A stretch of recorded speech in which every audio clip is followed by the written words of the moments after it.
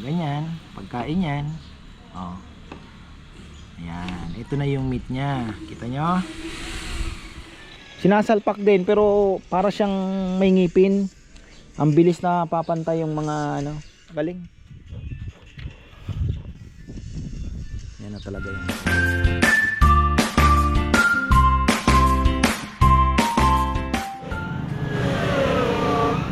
Yan na. Magandang buhay. Titingin-tingin pang loko ah.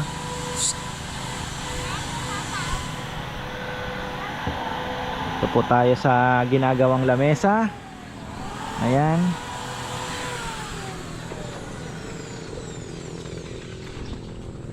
Lalagyan daw ng ano to. Yung mga gitna ba. Itong kapares niya oh. Paano ang gagawin ni Papa Yam dito?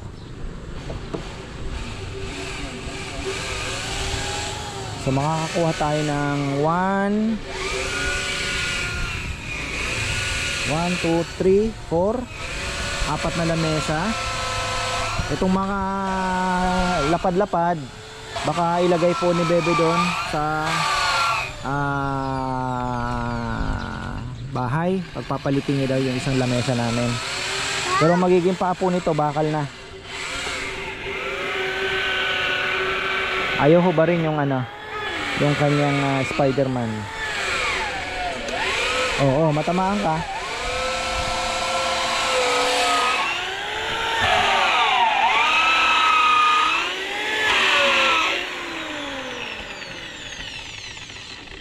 Ano mo nakakanto? Sinisinsil na na. Mahirap. Oh, ayan, sige. Oh.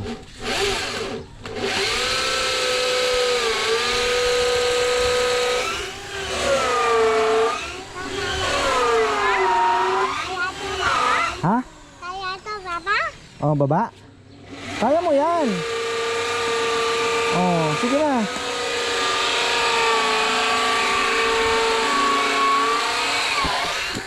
Tapos, share ko lang mga farmer. Ayan. Tadaan! Meron tayong pili. Nakabili ako online. Ayan oh. Naku, sarap nito.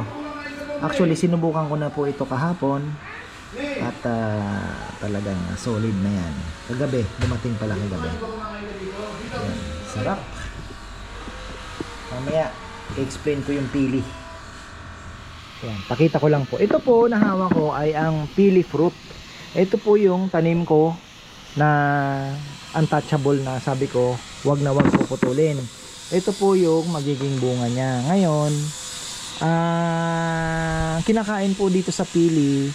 Pag ikaw ay actually sa Bicol karamihan po no. Laman, yung laman mamaya papakita ko po sa inyo kung paano po kakainin. Ngayon, ito may acquired taste to. Medyo nutty flavor na parang masapal na basta alam nyo na nag-iisa lang po ang lasa ng pili. Ngayon eto may tinatawag tayong kung baga sa kamuting kahoy may tinatawag din tayong masapog. Sabi ko lang tawag namin yan masapog, mayabo kung baga parang tas meron namang hindi. Sa pili meron din po, may tinatawag kaming manatok, yung parang creamy siya. Mayroon naman parang hindi, parang avocado, ganoon. So depende po sa puno. Ngayon, ang pagluto po nito ay ibababad mo lang siya sa mainit na tubig, pero huwag niyo papakuluan. Kunyari mayroon kayong bowl, nilagay nyo na ito, buhusan nyo po ng mainit na tubig at hintayin nyo mga 30 minutes to 20 minutes. Hintayin nyo lumambot yung meat nya. Tapos sasawsaw nyo po yan sa padas.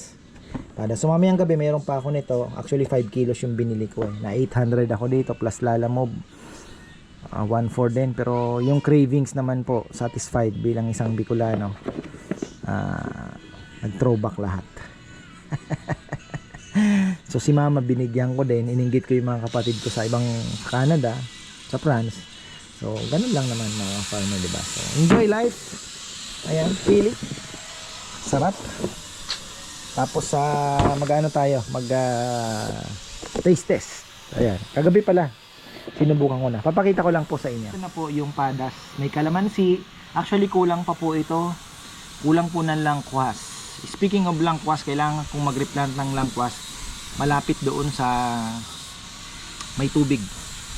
So ito na yung nababad natin. Malambot na po yan. Oh, lambot na. Babalatan na natin yan mga farmer. Oh, ganyan. Pagkain yan. Oh. Ayan. Ito na yung meat nya. Kita nyo? Ito po yung namimiss ko. Hindi po yung nut. Yung nut kasi makakabili ka kahit saan eh. Pero ito kasi napakahirap po dahil mabilis pong masira ang pili. So kailangan ay talagang masaktuhan mo. Ayan. Kagaya nito. Sariwang sariwa pa. Shoutout kay Leo Chavez, Bicolano.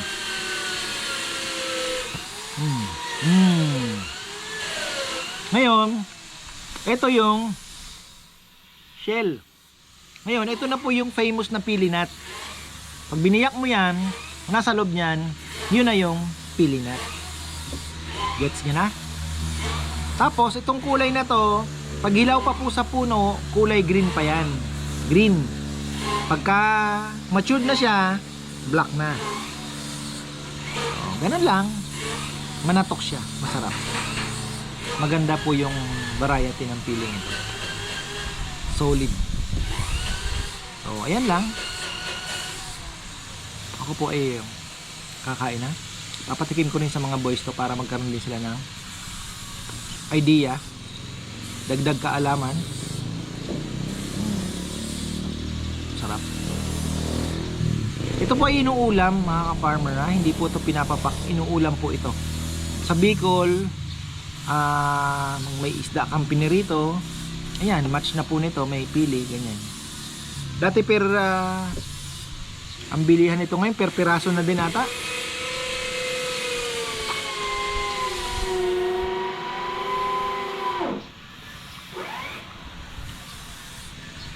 The best. Ayan na. Kita nyo naman, ang ganda na oh. Ayan lang yung mga doggy. Yan, hinuhukay na naman mga farmer. Ayun, gusto daw ata ni Bebeng ayusin to. Pero ayan, maiba tayo. Talagang pinagaganda na yung ano. Ang sarap ng pili talaga. Craving satisfied. Ayan. Buti na lang may nabibili na. Iba talaga nagagawa ng online. Oh, bakit may ganon? Ha? Ito. Merong nabibili. Parang kumakayod. Ano kaya?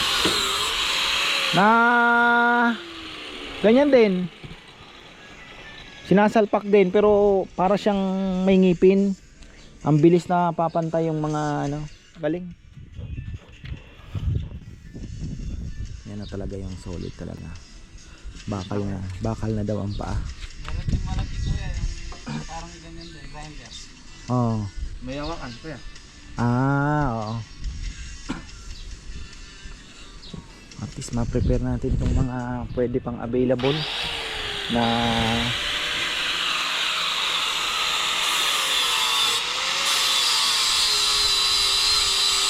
pakain nga tayo ng isda. Ito pwede pa natin gawing parang maliit na lamesa pa din yan. Maganda pa din yan pagka nagawa natin ng nahaluan mo ng konting art. Maganda pa yan. Lakas pa rin po ng Ami. Si Ami Han. Ami Han. Malamig pa rin po ang medyo malamig pero nagbabadya na po ang init ng araw. Ayan, malapit na. Malapit na. Kaunti na lang po. Wala nang 3 weeks ay mukhang ano na tayo, nasa kasagsagan na ng mainit na panahon. Ayan, so sana naman makaligtas ang ating mga tilapia. Speaking of tilapia, magpapakain tayo. Ayan. Oh, kailangan na pong bawasan talaga. Gumagapang na gumagapang ang ating mga maliliit lang po itong linagay ko. Ayan. Oh, pino pang ayungin. Dami ayungin, no? Hindi lumalaki ang ating ayungin. Bagay hindi natin nakikita dahil naka-camouflage. Nakikita ko lang po kumikislap. Sana lumalaki din naman. Sana po ay lumalaki naman. Wala na eh. Daming flower horn. Oh? Dami pong flower horn. Ang hirap pa naman bingwitin ng flower horn. Ang liit ng bibig. Maliit po ang bibig. Tapos ayan oh, may bagong tambak na hinulog. Nagdump ng bagong tambak. Siguro nakiusap kay Papa yan, walang biyahe. Hirap din ang ano no, yung ganyan na tracking. Minsan walang biyahe, tapos tag-ulan, mahina din. Alam niyo yun. Oh, diskarte na lang. Pero pag may time naman na sobrang dami naman ng nagpapatambak ay kulang naman sila sa truck, 'di ba? Ganun. Yung mga tilapia natin, lalaki oh. May mga malalaki na talaga. Ewan ko kahapon, sila nagpakain, ewan ko kung nagdala. Mapalaki pa sana natin, kaunti pa. Mas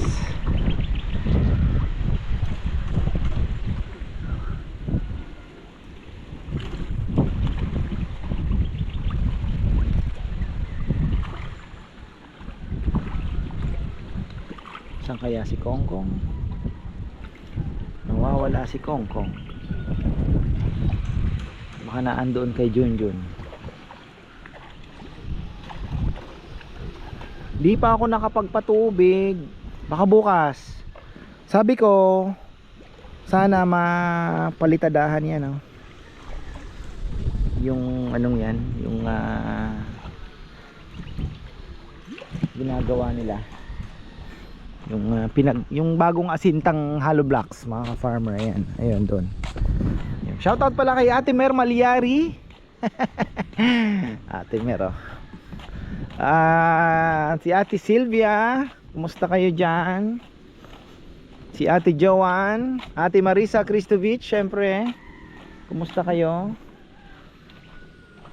At iniwanan ko yung laro ng Warriors. Lamang na sana sila, kaya lang mukhang mauwi-wimban ama sila ngayon. Tita Boots Mercado and Tito Joey. Si Tito Joey ay nandito sa Pilipinas. Sana makapasyal din, syempre. Ayan. Tapos ganoon din po kay Ate Alicia at Kuya Eric. See you on March 15, God willing. Kita po tayo. Ayan oh, ito po yung gusto kong palitadahan, syempre. Tapos ito, ayan. Pero pwede tayong ayun namin ng basura. Mahangin ngayon, nahuhulog po yan. Hindi naman nila sinasadya yan. Ayan, nahuhulog. So mabilis lang po yan, kakalawitin natin yan. Ayun oh, hiniwan kasi nila doon yung mga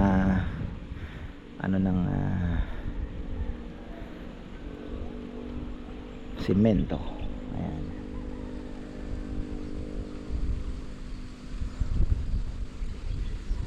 Gagawa daw ng balsa si Junjun pala. Ayan.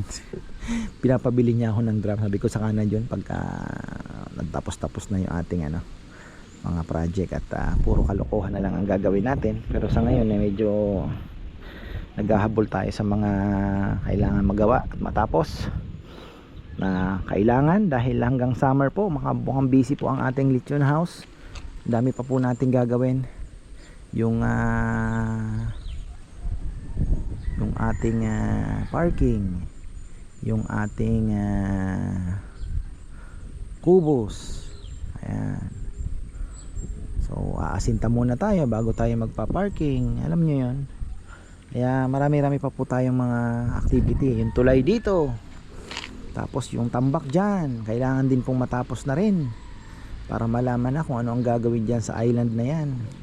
Kung mayroon ng tulay, maganda. Ang sarap po magpa-picture dito pag may tulay na, nandyan yung camera. Ayan yung bundok, 'di ba? So maganda po. Lalo na kung medyo may ano ng konti, maganda na po dito, 'di ba? Naayos na natin. O, si Bebe na ang mag-iisip ng pagpapaganda. Diba? Ako naman sa marketing. Ay nako. Ayan. Ay nakalimutan ko pa yung timba. Para pabalik sana madagdagan natin yung yung tawag dito. Feeds, yung malalaki. Starter. Ayan grower. So ayan. Bagong hulog na naman po ito. Isa pa siguro dito Ayan Ito sana dito Lang parang hindi maka-atras doon kasi may mga harang pa doon, yung mga pinagsementohan. Dami pang kalat doon. Parang sobra-sobra naman po yung binagsak na buhangin at dito Parang sobra. Ayan.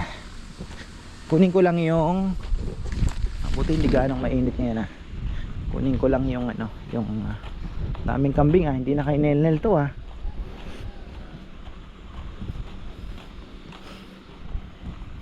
Sabi ni Kongkong, ang ganda daw ng yung niyog. Sabi ko, Kong, paano hindi gaganda? Wala siyang mahogany diyan kompetensya.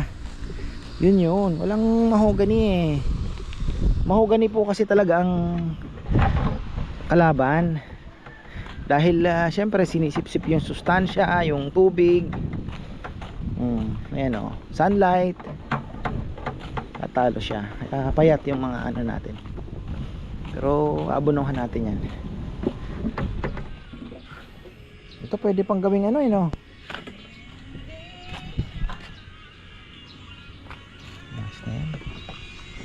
Okay na yan. Okay na tayo mga ka-farmers. So ayan, anong oras na? Naku po, 2:30 yung labasan. So ayan, maraming pong salamat. At ayun, sa mga nag-i-inquire po ng ng lamesa, unahin ko po muna yung amin. Kasi baka kapusin po kami. So kung may extra, bakit hindi, di ba? Alam niyo naman, kilala niyo naman po ako. So ayan, maraming pong salamat at magandang buhay.